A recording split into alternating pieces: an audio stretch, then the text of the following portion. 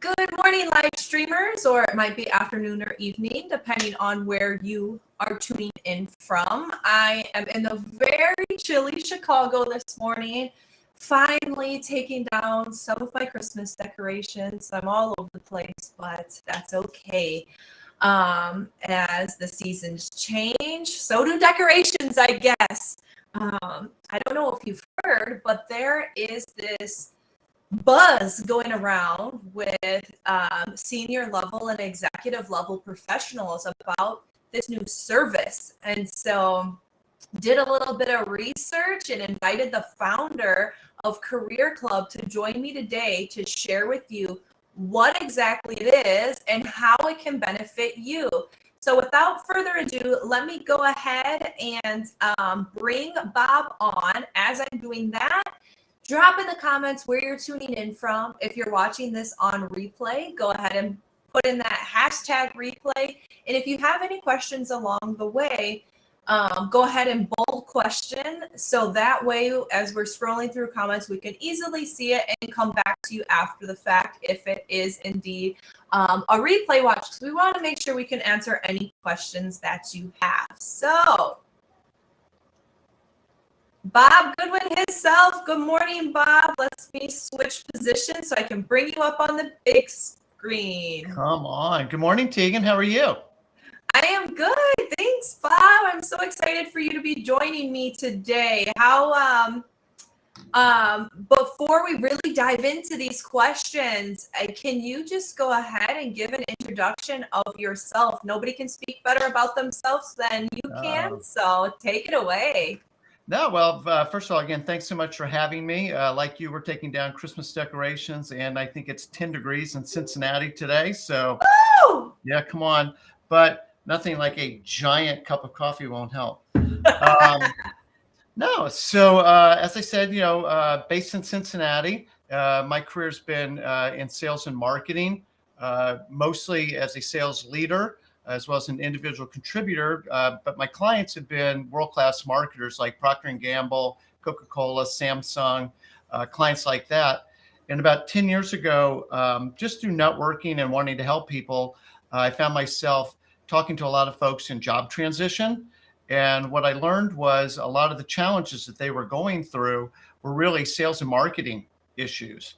And I know we'll talk about this a little bit more as we go, but essentially, I kind of found my passion point and my skills sort of, intersected. And that was the beginning of Career Club, where I'm helping people use proven sales methods and tools to find a career that matters to them. I love it. And I am so excited. Here, let me get centered. I'm not used to sitting in this spot on the floor, but like I said, the Christmas tree is down, and so that moves everything again. Okay, so I mean, the concept is fantastic, right? We all know that oftentimes the best person doesn't get the job. It's the person who can sell themselves the best. Amen. And so it totally makes sense. But what I'm curious about first is, why did you leave a successful executive career to open this business? Like, what is your why?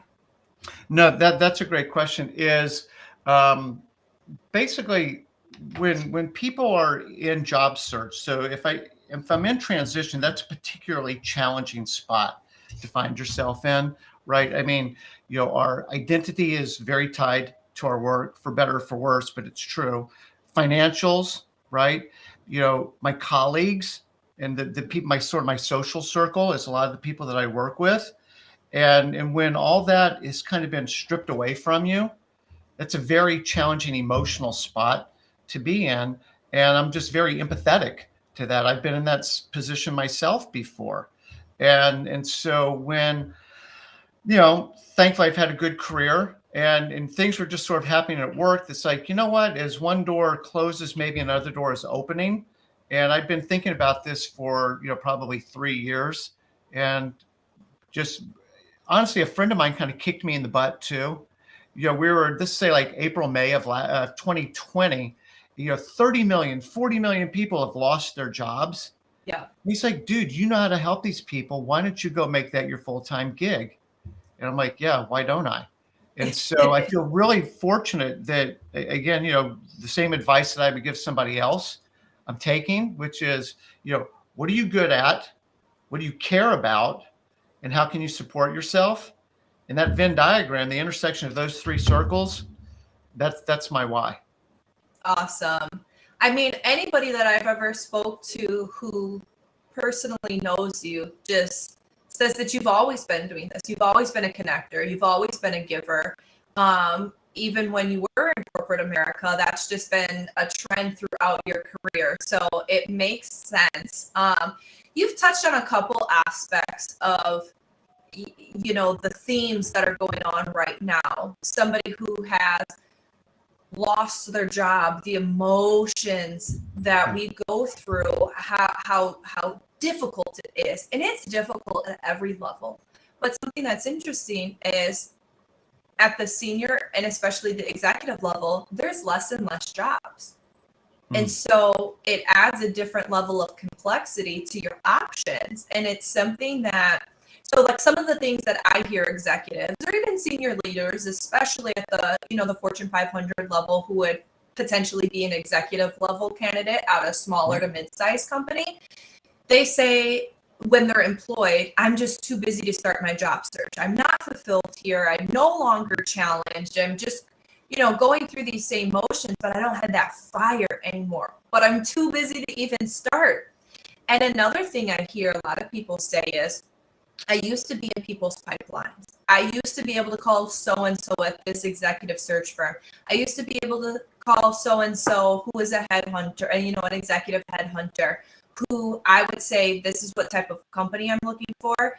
This is, what I need salary-wise. This is where I want to be location-wise. These are all of, this is my list of, if you can get me everything on this list, I will take a move.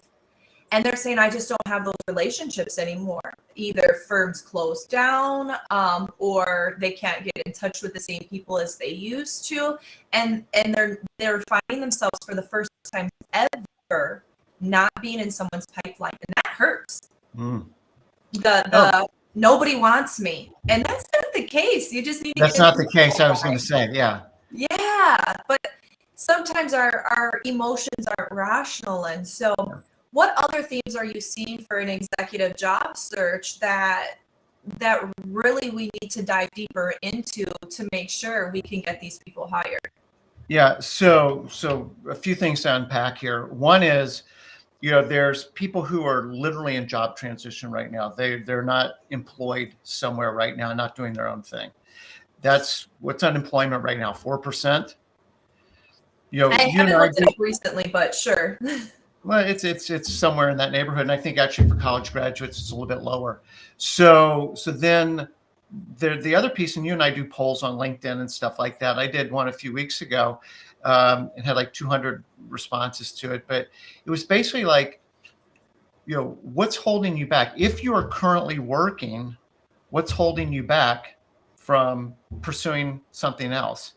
Well, the good news is about 2/3 of people said, well, I actually like my job. I'm not unhappy, but that means fully a third, it's actually about 37% of people weren't loving what they were doing. Okay. And the reasons were, I'm just freaking too tired. Like I don't have the time and I don't have the energy to go do this. I have good intentions, but hey, at 8:00, I'm going to start devoting some time in the evening. And when 8:00 rolls around, after putting kids to bed and eating and whatever, it's just like, dude, I just want to relax. I just need just a little downtime. And then the other big chunk of it is I don't even really know how to start. Yeah. So I haven't looked for a job in 10 years. To your point about executive search, which is pretty passive. I'm waiting for somebody to call me. Mm-hmm. But I think the broader issue in that particular piece of it is really kind of nurturing and maintaining our networks. Yep. So when we view our networks transactionally, it's like going to the ATM. I need to make a withdrawal right now. But if you haven't been making deposits, there's nothing to withdraw. I like that. And those are like bankrupt relationships. That doesn't work. And Right. so, one of the things that you said that I was a connector, a network or whatever, that's like breathe in, breathe out for me, because that's just my nature. And I like being with people. I like connecting people to each other. That's a very fulfilling behavior for me. My wife sometimes gets on me for like, are you doing another meet and greet? I'm like, yeah. And she doesn't always understand that, who's it? Amy Volas talks a lot about playing the long game. Yep. It's just a long game. But it's not a game in the sense of like, I'm trying to be manipulative or win the game, but it's sowing and reaping. That is just flat out a principle. And when we sow, invariably we will reap. But when we don't sow into these relationships and nurture them, and I mean, it is, hey, Tegan, was just thinking about you. Hope you're having a great day. If I can do anything to help, let me know. Talk Yep. soon, Bob. Like, how long did that take? Not even 10 seconds. And all of a sudden, Tegan's like, that was so sweet. Thank you, Bob. No, I'm good for right now, but thank you. It's easy, right? But it's also, you have to be intentional. Yes. And we happen to have a couple of lovely ladies in the audience who are amazing at this. So Lauren, founder of Portfolio Rocket, I Yeah. mean, phew, I around the holidays, you had so many people saying like, look at my socks, look at my luggage tag, look at this, look at that. And she sent, really thoughtful, personalized, handwritten notes with different gifts to different people who have touched her over the year. I mean, that takes a little bit more effort than, that quick text you were talking about, but what an impact, that's the type of touch that can really set you apart. And Amen. then there's Shelly, and Shelly sent, the most thoughtful LinkedIn message, and I'm sure I'm not the only one who got it, but it was just so sweet to hear her touch on, different things that resonated over this past year, or just something really personal that just, thanks, Shelly, it just made my day. And even if it's more generic than that, it still makes people excited to think, wow, that was so kind. Yes. And so I love that you say you have to put in the deposits if you eventually want to go ahead and take something out. So fantastic point there. Yeah. The other just super quick thing I'll say on networking, this was the very first thing I ever posted on LinkedIn a few years ago. And I called it the most powerful question you can ask. And it came out of meeting with a job seeker, met at a Starbucks, and this poor man's body language was like, oh, like, I'm so sorry I'm wasting your time. And was like backing away, like, hey, I'm really sorry. Like, I know you're really busy. Like, so like, I'll see you later. I'm like, whoa, stop. I want to be here. Like, I want to get to know you and see if I can be of some kind of help to you. And so, kind of got him relaxed. But my takeaway from all of that was that person felt like on different plane, and that there was different, I don't want to overstate this, but sort of like, adult child kind of a relationship. And I'm like, no. Like, you've got a whole personal experience, you've got passions, you've got things that you're good at, you've got relationships, so you have something to offer, was sort of the headline. The most powerful question you can ask is, how can I be of help to you personally or professionally? How can I help you? A job seeker thinks the most powerful question sometimes is, do you know of a job, right, that I can go apply for right now? Can you go connect me to a hiring manager right now? And it's not the best question. When we show people that we are genuinely interested in helping them, and I say personally or professionally, right? So I might learn that, somebody's child, has dyslexia, or that they're really into, some kind of a cancer walkathon because their wife is a survivor of some kind of cancer, whatever. Like, when you actually take the time to get to know somebody as a human, it's like, oh, didn't know that, I can connect you with somebody. Would that be helpful to you? Like, even if the person says, well, honestly, not right now, but thank you so much. That is such a differentiated behavior. Yep. People remember that. Absolutely. And when you are on the job search, you have to be prepared to know how to answer that.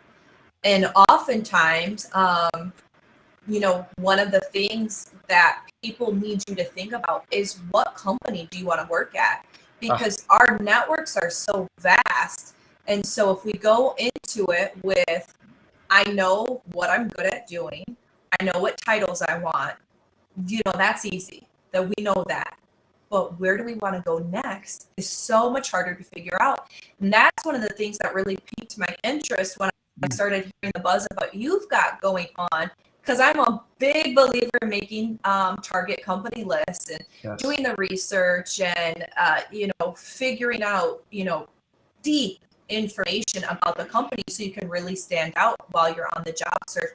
Yep. So how does that work in your career club? Yeah, no, I appreciate you teeing that up, because that was one of the big outages that I identified after literally thousands of hours of meeting with people in job search and presenting to groups and stuff like that. Well, Tegan, like, what kind of companies are you interested in? Who are you targeting? That's really a good question. Like, well, that is not a great answer, right? Exactly. I can't help you if I don't know how to help you, right? Yep. And so what people tend to default to is the book of lists for fill in my hometown, right? So the Cranes list in Chicago for fastest growing companies, public companies, biggest private companies, whatever. But people are going to a book of lists, and guess what? Everybody else is going to that same book of lists, or they're thinking of their biggest competitors in their last, wherever their career's been.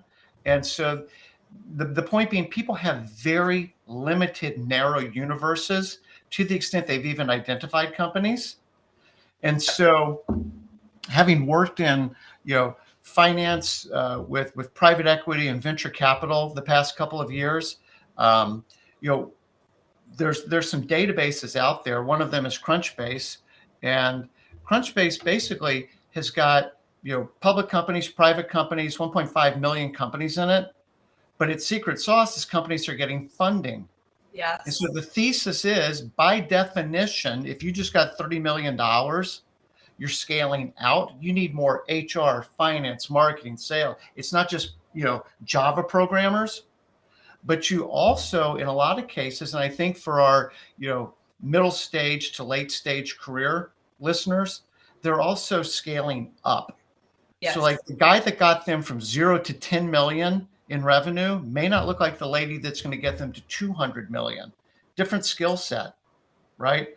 And so I see that every day with these startups that I work with, that I collaborate with, and they want to bring someone in, oftentimes from these big companies, but how do they attract them? Because they can't compete on the job boards, because a company like Amazon, who posts 1 million job postings a year, isn't going to be the same as this up and coming company who maybe posts 100 or 300. It's just those algorithms and how much that they can pay to be on these job boards.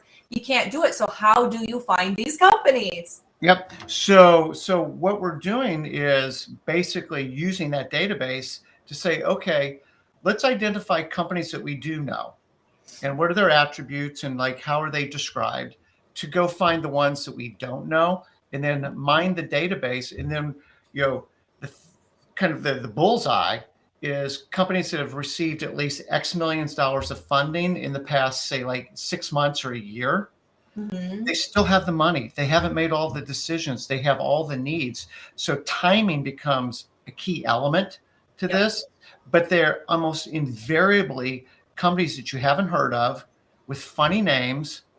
They've got money, they got momentum, and they're hiring, right? So basically we start to curate bespoke lists of companies. The other thing that's just, such a tailwind, I think, for job seekers right now is the move to remote/hybrid work. So like, you just opened up, all of the United States is available to you, not just, my hometown. Yeah. And so what we're finding is, like, people are spoiled for choice, and that, we have to like work on culling down from 150 companies to, let's get down to a more manageable list. And so now they're really cherry picking the best companies that are of most interest to them. Yeah, it's a fantastic. I'm really excited about, that approach. And so okay, so it makes sense. You're doing this research on what companies are getting funded. You're compiling a list. So essentially you've created like a sales CRM, but for a job seeker. Okay. And so what else? How does exactly Career Club work? I know Yeah. there's been a lot of buzz about it, and I know that there's different options to it. And Yeah. I've never met anybody who has said anything less than great things about you, and you live within integrity. But some people have said, well, is there integrity in this? Is there integrity in, somebody else helping you with your job search and doing some outreach, because it's not technically a recruitment firm or not technically a headhunter? And so what would you say to that? Put people's concerns at ease. I mean, I don't have any, but No. what potentially for someone who's thinking like, are you sure? Are you sure this is okay? How does it work? What do you say to that? Yeah, no. So I mean, I love it. Like I would not want to do this if it wasn't with 100% integrity. So like in software sales, if we were at a SaaS company, guaranteed they're going to have business development or sales development reps, BDRs or SDRs, right? Who are doing the initial prospecting for their enterprise salespeople. Yes. So their salespeople are busy working on the next big deal with Walmart or whoever, right? And that's where that person's time is best spent. So they've got somebody else, a different function at the company that is doing some of that initial spade work. And, they've got an identified territory, on behalf of that enterprise salesperson. And they're doing what salespeople do all day, every day, is they're initiating the contact. A job posting to me is basically like a request for proposal. It's an RFP. And so here it is, and they put it out to the world and everybody comes to it. There's not a salesperson in the world who's building their pipeline just waiting for RFPs to come through. They're proactively calling on the companies. They're identifying the decision maker, the budget holder for that role, and they're doing the proactive outreach. What I love so much about how the dynamic has changed in the current labor market is that it is shifting to labor and away from management. I don't mean that like in a unions or not unions kind of a way, but just that the candidate just has a lot more control in this equation than they used to previously. So what we're doing is saying, hey, here's a really talented person. Let's go to the individual at these cool companies who would most be in need of their services, and let's make them aware that this candidate is available. I think that we're doing everybody a huge favor in that. The company is probably not going to find this candidate on their own. For sure, our client is going to find this company on their own. They don't have the time or the know-how to do it. And so what we're doing is just sort of bringing the talent to the need and seeing if there's a fit, comma, or not. And if there's not, that's cool. That means it wasn't a fit. Awesome. So this truly is a sales approach to the job search, which is something that the average job seeker does not think like. However, career coaches do. We're advocating for this type of deep research, for these types of outreach. Like Lauren, she's known for accessing the hidden job market, and that's one of the things. Those posting those jobs that aren't necessarily posted or aren't necessarily created yet. And this is exactly what she's talking about. So I love this approach. Can I be transparent for a second, Tegan, on that? Yeah.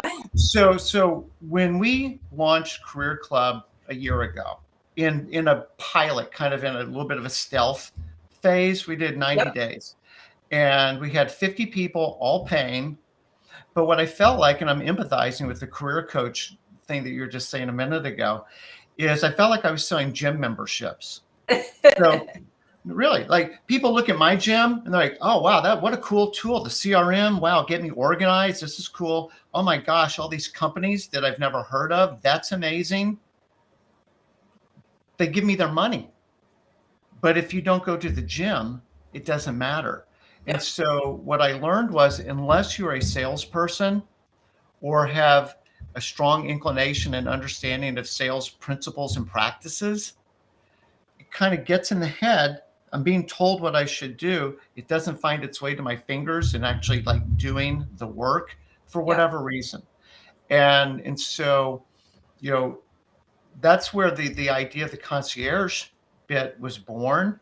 So we still have what we call President's Club, which is more of a do-it-yourself version of this. So I'm like, God bless you. Like, if you're working with a career coach and you're getting that support and you've got the time and the inclination, cool, just subscribe to the tool. That's awesome. But for everybody else who doesn't have the time, the energy, or the know-how, then the other bit might be, you know, more to their liking. So yeah, and I can see even somebody who is working with a career coach like the idea of somebody doing that initial outreach. Hey, whatever company I'm working with, a fantastic client who may be a great fit for your organization. Here's a little bit about Tegan, blah, blah, blah, blah, blah, blah, blah. Would you like me to set up an introduction? And then boom, you play matchmaker, and there you have it. So I love that. So, all right, we're getting close to time, and I want to be respectful of yours. And so, Bob, if you can do me the honor of closing out today's LinkedIn Live, what words of advice would you give a senior executive level professional in today's job market? Yeah, well, the world is your oyster. Steve Cadigan is the first CHRO of LinkedIn, and he wrote a book called Workquake, which I would highly, highly recommend to people. And what I love about it, he had a post yesterday and basically said the job market is your candy store right now. And I really believe that's true. So I want people where if Sunday night sucks for whatever reason, for people, it doesn't have to be that way. You asked me earlier about, my why and my purpose and things like that.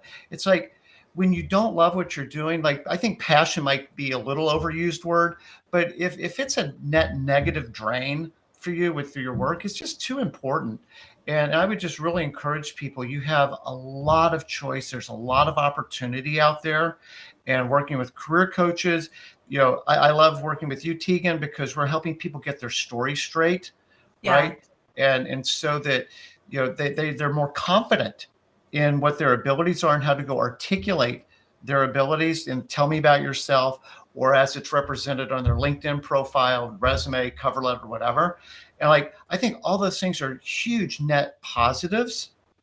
And so I would just really encourage anybody who's on with us now or watching this on replay, if you're not loving what you're doing and it's chronic, okay, we all have good weeks and bad weeks, but if it's kind of generally speaking, I'm not loving what I'm doing, you have so many choices. Don't stay stuck. There are ways that you can go find a fulfilling career. And there's a ton of help. I'm just blown away by the community that I've discovered, like with you and the people who are on the call today. There's so much help available to people. You just need to tap into it. All right. So you heard it from Bob. If you want to be professionally fulfilled, if you want to be personally fulfilled, professionally successful, and financially rewarded for your skill set, Amen. If you are stuck, then there is support for you in a variety of ways. Yes. So reach out, DM either of us if you want continued support. And Bob, how can someone reach you if they're like, okay, I want to learn a little bit more? What's the best way to reach you? Yeah, well, love for you to either message me on LinkedIn would be great, or my email is bob@career.club, which is, I was surprised .club was an extension, so I was pleased with that. So you can either DM me on LinkedIn or bob@career.club. Awesome. And for Lauren, Shelly, Paul, Phil, and everybody else that has tuned in today, thank you so much. I just answered all of your questions about Career Club. If not, definitely set up one of those calls with Bob. He's happy to share how he has reinvented the job search to make it so much easier for job seekers to reach their goals. For everybody else, I will see you next week, Tuesday at 8 a.m. Central Time. Have a wonderful day. You're so sweet. Thank you so much. Appreciate it. Thanks, everyone.